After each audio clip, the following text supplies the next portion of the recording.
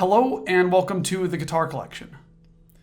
Today I'm sharing with you an instrument by the American luthier Stephen Walter. Now, I have known Steve for a long time, and these have been some of my favorite guitars ever since I really started playing. My very first Steve Walter guitar I owned was in the year 2013, and since then I've gotten one every few years, and now lately more than one sometimes. And I'm very fortunate to be offering this one, which was owned by a close friend and professional colleague of mine. Let me start by just telling you a little bit about his instruments, starting with the specs of this guitar. You'll notice it has a cedar top, a really dark chocolatey colored cedar top, and it has some moderate play wear. You can definitely tell this guitar has been played. Underneath the top is an all-wood lattice bracing with Steve Walter's defined resonance area design, which kind of limits, maybe limit isn't the right word, but the main resonating area of the guitar top is more centered rather than all the way to the edges, and it gives it a little bit more focused of a sound. Now, admittedly, when I hear lattice bracing, I usually will think of the Australian lattice brace makers and many of these carbon fiber based lattice bracings, which this guitar doesn't sound exactly like. Now, while some of those instruments might be a step louder, this instrument is incredibly natural sounding. And while I have to tell you, I can hear that it is lattice braced, it's not in a bad way. The sound, I would say, is really woody, characterized by a lot of volume and a lot of overtones and sympathetic vibrations that make this guitar feel like, every now and then you meet one of these people. It doesn't even necessarily need to be a friend of yours, but someone you meet that just immediately radiates energy.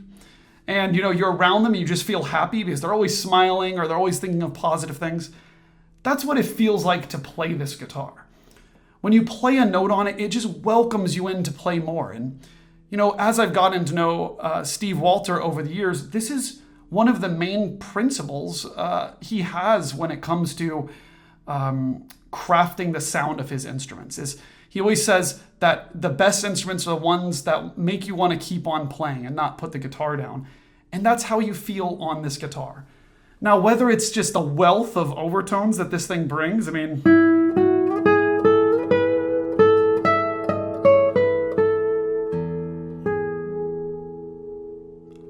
or whether it's the palette of colors, like coming from a super deep, dark sound, like all the way to really bright sounds that still keep this character of the guitar. And then about the most gorgeous neutral sound that you can imagine. Okay, I realized I was talking about the specs of the guitar and I got into the sound. So let me backtrack for a second. It's a cedar top with an all-wood lattice bracing. The design is very unique. Now, those of you that know the Millennium design of Thomas Humphrey, that's what this guitar is based off of as far as the geometry of the instrument. But one thing you'll notice right when you pick up this guitar, if you haven't played on a Humphrey or a Stephen Walter guitar, is this very raised fingerboard. Now, you might ask, if you're familiar with raised fingerboards, or maybe you own a guitar with raised fingerboard, does all the extra raise in the fingerboard really help? And the answer is kind of, to be honest. I find this slightly more comfortable play the higher frets versus guitars with less of a raised fingerboard. And it's kind of obvious because you have so much extra space for everything when you have this raised of a fingerboard. And actually, sometimes when people first play one of Steve's instruments, they accidentally play the 13th fret instead of the 12th. And kind of a good indication of how easy it is to play up on the higher frets. Of course, you quickly get used to it. But this really raised fingerboard is a really nice quality that adds to playability, but it also, in theory, should help the sound of the guitar because of the different angle that the strings run in relation to the top. You'll notice the back of the guitar here, the lower bout of the guitar, is actually thicker than the upper bout, and that's how the raised fingerboard effect is achieved. Now, moving on to other elements of this guitar, you'll notice two sound ports. You could say possibly in the style of Robert Ruck, These really help the performer have a more accurate idea of how the sound is behind the guitar. But I have to say that I have a fun time experimenting. I'll cover it with little static protectors sometimes. And I have a fun time sometimes in certain rooms plugging one or both of the holes. And that also lowers the resonance of the guitar a little bit, sometimes by a half step. So it's interesting. You know, if you get a little bit bored, you open up one of them, you plug them both. It's a lot of fun. And, you know, with it open, you have this just sense of presence of the guitar a little bit more. And now moving on to the neck of this guitar. Steve Walter, in my opinion, and many of you have heard me say this, Steve Walter has set the absolute highest bar for the shape of the neck and the playability of this guitar. All the way down to the fretwork and the fingerboard and the action and setup. You know, Steve, if you've seen the interview that I've done with Steve on my channel, actually a few of them, over on my Evan Tauscher channel, you'll hear a little clip of him playing. Steve is a great guitar player, and at one point he was even a GFA prize-winning guitar player. So you could say he really knows his way around the fingerboard and how to make a great sound, and also just what a guitar player needs as far as necks go. And, you know, he's really, really sensitive about these things. And this neck is C-shaped. It's thin, maybe like 20.5 or 21 millimeters at the first fret. It's just so easy to play on. It has high frets, and the action is just perfect. It buzzes if you really push it, but most of the time you can avoid the buzzes and just enjoy a super low action that's easy to play. Now, this particular guitar is also 640 millimeter scale, which is 10 millimeters shorter than the standard scale length, which I've been really enjoying lately on different guitars, and especially Steve's, although I do like his 650s as well. It's really nice. It makes it a little bit easier, especially if you struggle with stretches. Why work even harder than you need to? Moving on up to the headstock, you'll see these Scheller tuners, these German-made tuners. You'll see with the buffalo horn buttons and rollers there. And even one of them, the A string here, you'll take a look closer with the B-roll shots here. There's this little beautiful strip in it that really looks great in the figuring of the tuners. I love that kind of stuff. So when you look down at the bridge, you'll see a saddle that actually has quite a high break angle, lots of room to adjust in the future. And turning the guitar around, you'll notice this Indian rosewood back. Of course, really nice, especially if you travel a lot. You don't have to worry about any endangered species of wood and getting on a plane or going through security with this or shipping it anywhere.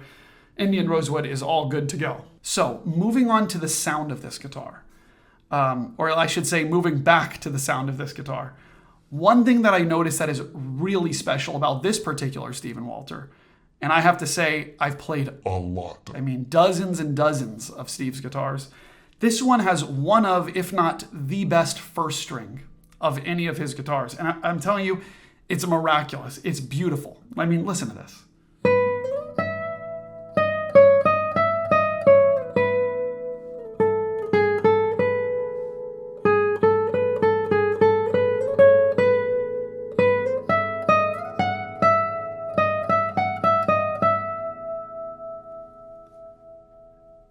You hear what I mean about a guitar that lights up the room with sound?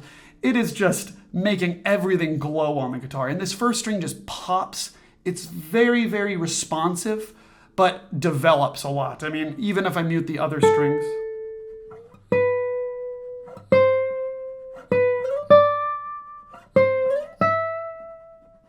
It is just a beautiful sound to it. Just a raw, natural sound that you hear the wood, but also you just hear this character that sounds like hitting, I don't know, maybe hitting like the most beautiful note on a Steinway piano. It's just,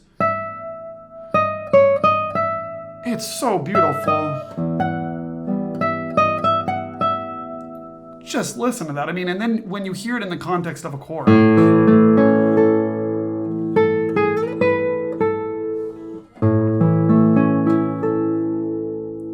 Of course, there's all the other notes to appreciate, but let's just nerd out a little bit about that first string, which is where we have all of our melodies. You know, whether it's Lágrima,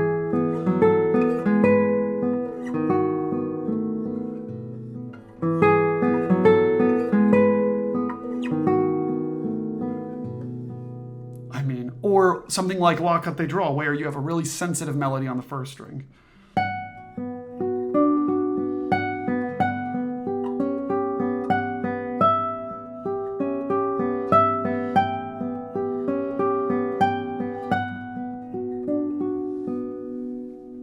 It's just gorgeous.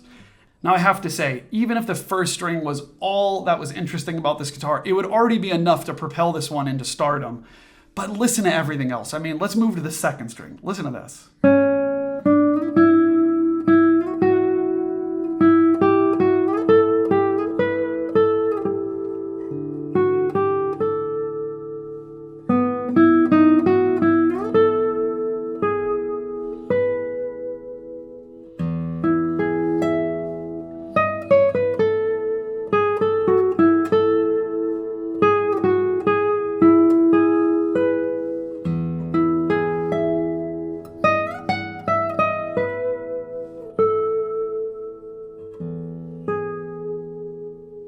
And then the third string, which sometimes can be a very tubby sounding string.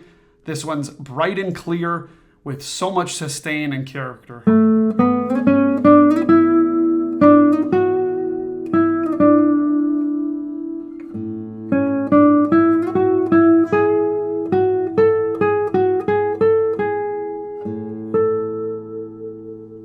Keep in mind, that's the 14th fret. That's the A of the third string. And it's still such a pleasing sound here, right?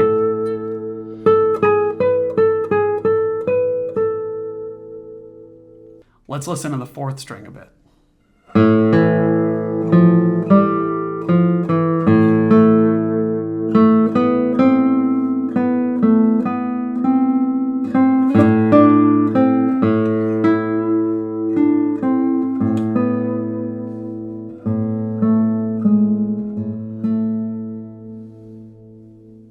And the fifth.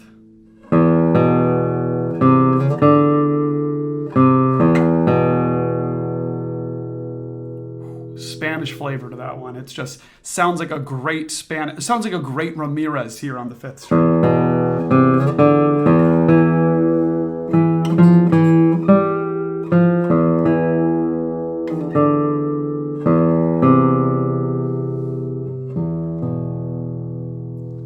It's got density, but also some breath to it.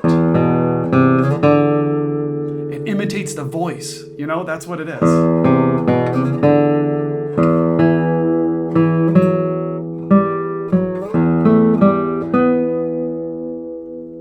And now let's check out the sixth string.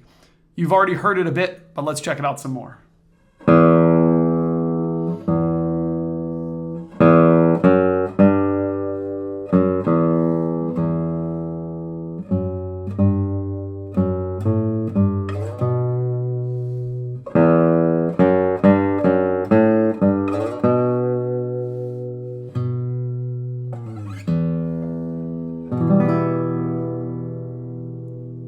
So impressive.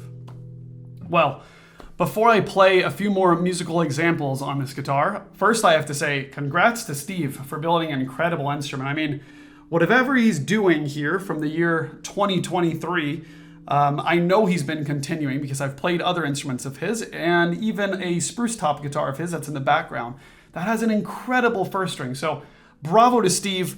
Definitely write to me if you're interested in getting one of his instruments, because Steve has a long wait list now, but I'll be receiving instruments from him quite often. So please write. You may just be able to reserve the next one that's coming in. That's if I don't steal it for myself. So congrats to Steve. Don't forget to subscribe to this channel. I love seeing your thoughts about what guitars you prefer, what guitars you're looking for. And I'm going to vary it up a little bit and not just do guitar reviews here, but maybe do some instructional videos as well, and just some chats about guitar in general, like we do in our Tuesday live streams, where I'll sometimes introduce the latest guitars that come in. So, okay, let's get to some musical examples on this guitar. Thank you all so much for watching, and I'll see you in the next video.